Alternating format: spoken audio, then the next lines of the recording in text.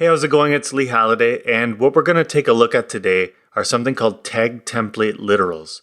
So you've probably seen them before if you've used styled components. Here on their homepage, we've got an example where we're creating a styled A tag. And you can see that A is the function we're calling, but what we're passing to it is actually a template literal. So that's being passed to the function, and it's able to be processed in a special way, which we're going to look at next. Just a couple other examples. We've got lit HTML, which is an HTML template language or engine. So here we've got the HTML function, and we're passing to it a template literal with a name value embedded inside. And lastly, we've got, if you've used Apollo and the Graphql-tag, here we've got GQL function, and we're passing it a template literal of our GraphQL query.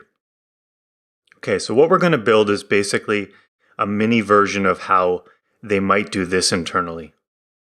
So let's bring up VS Code, and we're just going to start by defining a function called CSS. Like this. So if I were to call CSS, typically you put the parentheses like this, and you can pass arguments like whatever your name is or whatever you want. But with tag template literals, you put the two backticks right here as if you were just doing a string using these backticks, and that gets passed up here to our CSS function.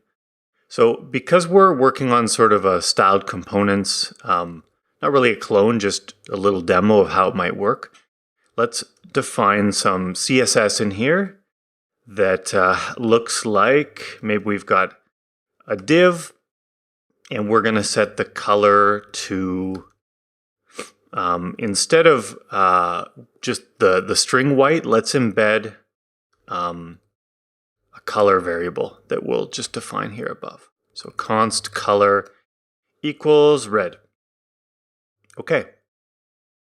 So nothing's happening yet because I haven't sort of implemented any of this function, but this whole string is sort of being passed in a weird way to our CSS function. So the way it's passed is that we receive an array of sort of string parts, which we'll look at, but first we're just going to call it strings. And then we're passed sort of every value that's been embedded in this string template. So because we don't know the number of times somebody's going to embed different variables inside of this dynamic CSS we're building, we'll use the spread operator. So we'll say ... and we'll just call it args for now. So let's take a look at how it arrives. So we'll console.log the strings, and then we'll console.log the args to see what we're being passed. So over here on the right, I can run it, and it's a little bit hard to read because of the /ns, which is just the new line character. But what we've got in our first strings array is we've got two elements. So the first element, this /n up until here, basically covers us up to the first time that we've embedded a value in this string here. Then it sort of jumps over here to this semicolon, and that takes us to the end. So it jumps from like the semicolon down here to the end of this string. So where did this color go? Well, that is being passed sort of as the second and third and fourth, or however many arguments we've got, how many different values we've embedded in this string. Here that we've put into an array called args. So in here you can see that we've got red. Now, one of the sort of advantages of styled components is that you're not just embedding values that sort of, it's like a string value or a number value. You're actually embedding functions, and when they're called, they're being passed the props. So you can use those props to basically determine what sort of dynamic CSS you want to include on your button. So if it's a primary, you might modify it, or maybe you've got a theme that's being passed in, and you can take the color from the theme rather than hard coding blue or whatever color your link is. So let's actually try that. Instead of passing in the color red, let's pass in an arrow function, and we'll just have it return for now white, but we'll run it again. Okay, so this time you've still got your two string parts, and sort of inside those two string parts, we've got this function that isn't called at the time you embed it in the string. It's called sort of at a later date when you want to use whatever the CSS function that we're calling can call this function that's being passed in by looking at the arguments and calling it in a certain way. So to make this work, the first thing we need to do is sort of I've never heard this word before, but if you look in the styled component source code, it's called interleaving. And basically what that means is we've got our array of strings. So it's we've got basically this first part here. We've got our second part, which closes off the string. And inside of here, we need to take this embedded function and place it between these two. So we can do that using a reduce. So what we'll do is we'll say const interleaved. And what we'll do is we'll actually take the args and we will reduce them to sort of interleave them. I guess that's where the word comes from, in the middle between each of the different string parts. And just to make it sort of a little bit bigger of an example, maybe we've got the size, and this is being passed in as a function that returns the value 10. Later I'll show you how instead of hard coding 10 in white, we could actually pass in like some props and they come from the props rather than a hard coded value, but that'll come with time. So with reduce, we're reducing all of the different args that come in this array. So here we've got two different functions here. So we pass it the function that the reducer calls every time as it's looping over the arguments. And that receives sort of the aggregated, the thing that it's building up in the reducer function, plus each element as it's reducing and looping over it. So we will just call it the aggregate and the argument. So this would be one argument, this would be another here. And what we're building up is the combination of all of the strings and all of the arguments to basically put them back into their proper order. So whenever you're reducing something, you have to basically tell it what is your initial value. So we're going to start, and we will start with the first value of the string, like this. So strings at 0.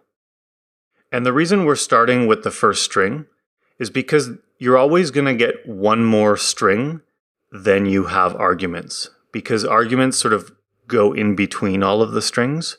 So if you had 3 arguments, you'd have 4 strings.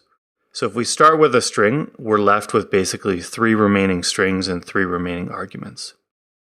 So what we can do is just return the aggregated so far, and then we'll put the arg, and then we'll put the string that goes after that arg.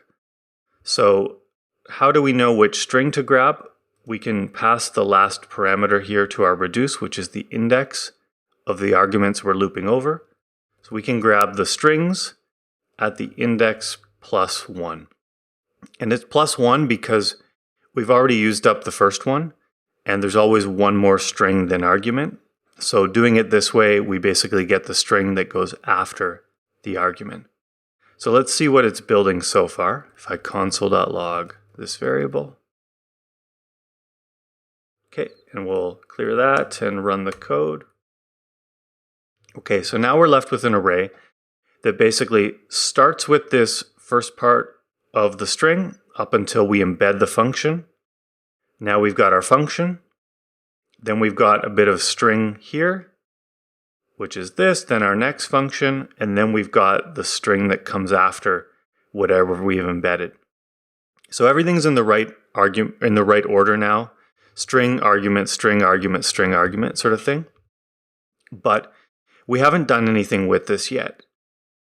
So the goal of when we call this CSS function is we want it to produce us a string that has the embedded values. So when it runs this function, in this case it would say color white or size 10. So we basically need to look at what's being embedded, and we need to call that if it's a function, because it might not always be a function. You might have something hard-coded. Maybe the font is just hard-coded, and we're embedding, what is this font family? Say maybe we're embedding const font is Arial, like that. So maybe we're just embedding the font always, so it's not a function we want to call. So we basically need to go through them all in the right order now, and if it's a function, call it. So the way we can do that is basically map the interleaved. Okay, so we'll call each of them as we're going through them apart. And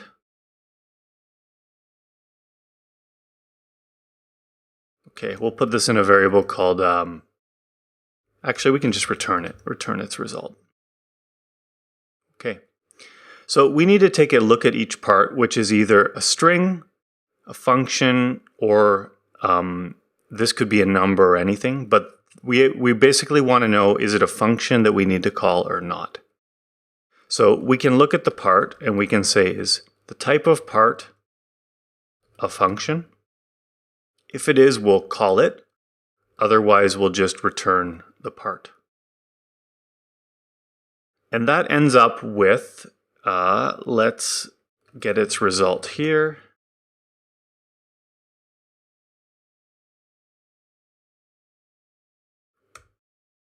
Okay, so that has taken all the string parts, and if it's a function, it called them. So here we've got white, not the function, 10, not the function, and then Arial, which we added here. But we don't want it in an array like this. We want to put it back together as a string. So we can take our array, and now we can just join it together. So if we run this again, now we've basically produced the CSS that we're hoping to get. So this is working so far, but it's not really the final product that we want because it's not very reusable right now. These functions, they might as well have just been hard-coded because they're always returning the same value. What if we could have it so that they're not executed right away? They're executed sort of later on when we call them, given them some props. So here, when this style is produced, this part here isn't, the function's not called right away. It's called with a set of props later on, and then it chooses what to sort of put in here based on the props it receives. So the way we're going to make this code more dynamic is instead of returning this string that we've produced, we're actually going to return a function that can be called at a later date. And this function is going to receive some props. Like that. So if I run it right now, the result of this, when we call CSS here and give it some template literal, is not the end string result. It's this function that can then be called with some props, and then it can produce the CSS that it needs based on the props that it receives. So maybe instead of calling this result, we'll call this div, like this. So div is a function that can be called, and given some props, say we've got color of red, size of 15, like that. We'll just get rid of this font family for now. It's not really needed for the demo. Okay.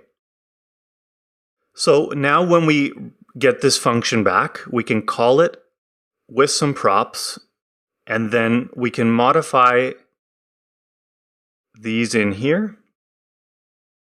to receive the props that were being passed in.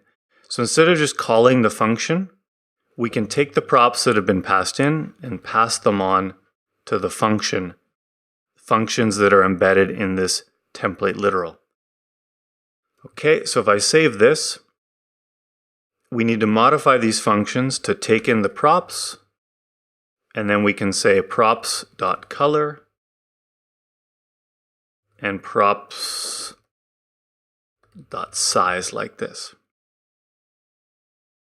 So if I console.log the result of calling div, we've now produced CSS that takes into consideration the props being passed to it, and it's building the CSS with those props. So the color calls a function with those props, and it returns the color from those props being passed in.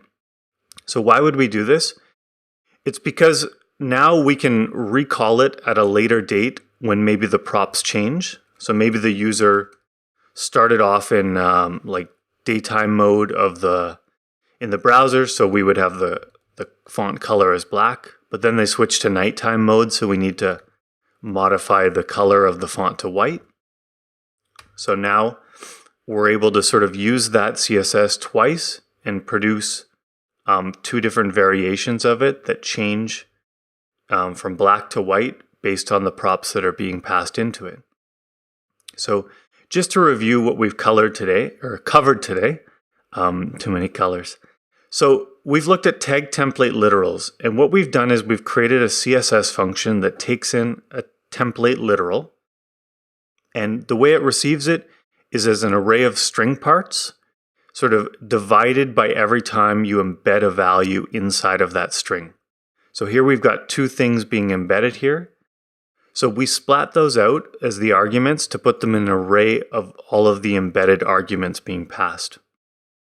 What we had to do after that is basically merge the strings and the arguments together in the right order. So we used reduce to do that, and we basically started with the first string part, then we put an argument, then we put the next string part, and it goes through all of the different arguments, meshing them together in their proper order. What we did after that is we returned a function. So it's a function that produces a function as its result. So this returns a function that can receive some props. And then what it does when it's called is it takes this, what we called interleaved. It's basically the strings and the arguments put together in the right way, and it maps them. And as for each of those things that we called parts, if the part is a function, meaning it's one of these embedded values that happens to be a function, we call it and we pass in the props that have been passed to this function when called. Otherwise, we just simply return the part. So once we've looped through them all with map and we've called the functions when they're functions, we can join them back together in a string to produce the final thing we want. So when we called CSS here, we passed it a template literal. We embedded two functions inside that receive the props and produce some value based on those props. And because CSS returns a function, we put that in a variable called div. So now we can call div, passing it the props that we want. So these props would arrive up here. It would call the function, which should be this, and it's given the props, and here we can use the color and the size to produce the CSS that we want. And that gives us, at the end of the day, this div CSS here. And again, we reused it with different props, and it produced this CSS here. So that's it for today's video. I hope you enjoyed sort of taking a look under the covers of how styled components might have implemented whenever you call like a styled A tag and you pass it this template literal with the ability to embed inside of it functions that receive props, and then you can modify the CSS based on that. As you can see, it's being used in many different places. So now the next time you use any of this code, you sort of know what's happening. All right, thank you very much. Take care. Bye.